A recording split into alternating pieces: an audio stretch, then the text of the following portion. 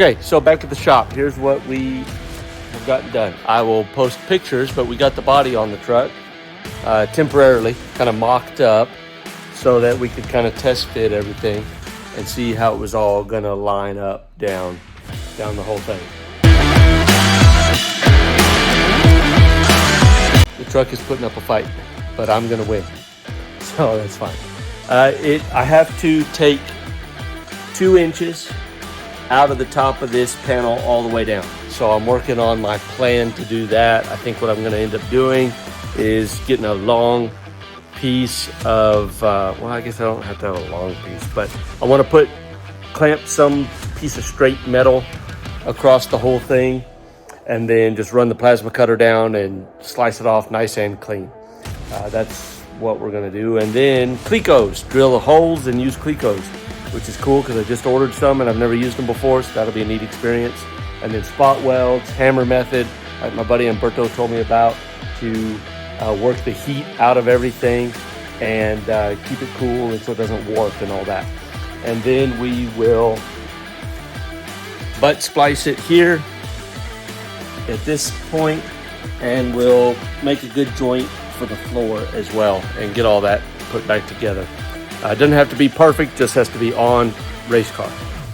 I had to cut a bunch of fender holding structure out here, and I have to remove this tube entirely because we need to come 2 inches up, which is what taking the body panel down 2 inches is going to do. And we also need to come 2 inches back from the front to the back. And that will put our line, get us lined up here where we need to be, centered in the wheel well, and all that kind of stuff. So 2 inches up, 2 inches back. That's what we got to do. That's the next steps for the next couple days, is to get all that done and then get the truck tacked back together.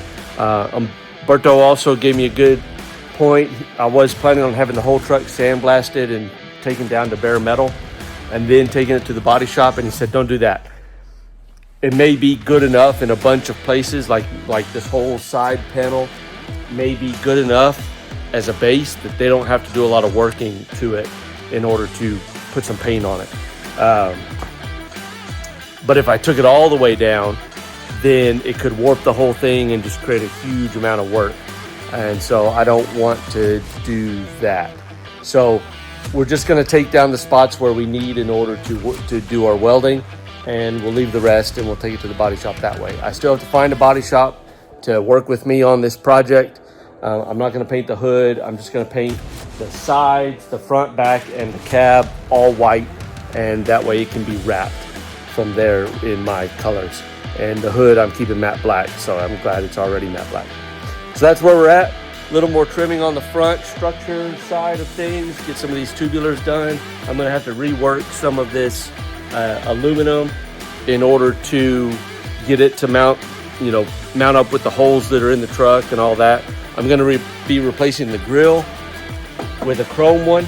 Luckily, the donor truck that I bought, thanks David, that I got the title for in order to make this my 2001 Dodge Ram 1500.